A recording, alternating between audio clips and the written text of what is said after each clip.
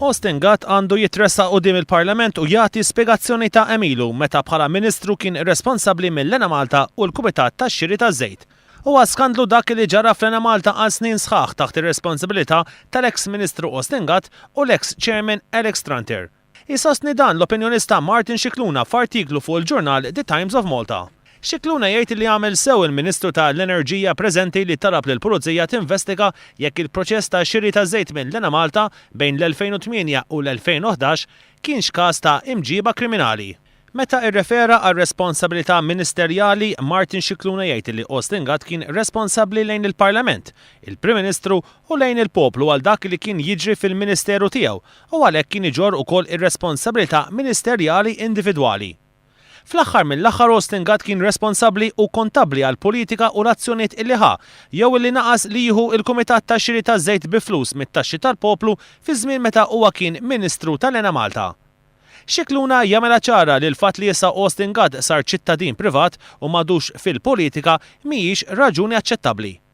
Fil-waqt li jattribwixxi t-telfa kbira elettorali tal-Partit Nazzjonalista għall-iskandlu tax-xiri taż-żejt li faqqa waqt il-kampanja elettorali, Scicluna iżid jgħid li Austin Gatt imbarazza lill-partit tiegħu li spiċċa fl-oppożizzjoni u li hu destinat li jibqa' hekk għal 10 snin li ġejjin.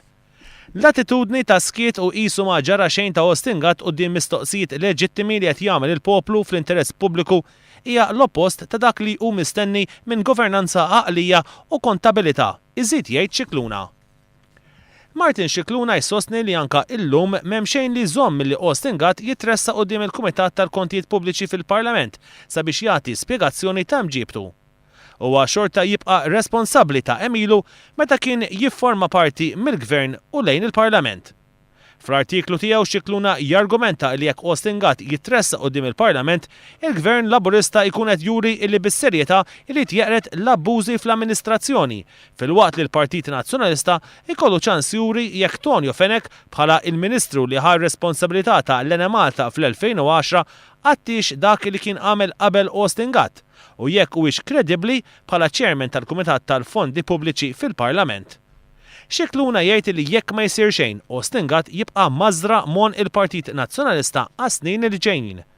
Jistenna għalhekk li Simon Busuttil minflok jibqa' siket għandu juri li ma jittollerax nuqqasijiet serji fl-amministrazzjoni u għandu jitlob apoloġija fejn jirriżulta li saret ħsara lill-poplu bit-tmexxija ta' Gvern Nazzjonalista.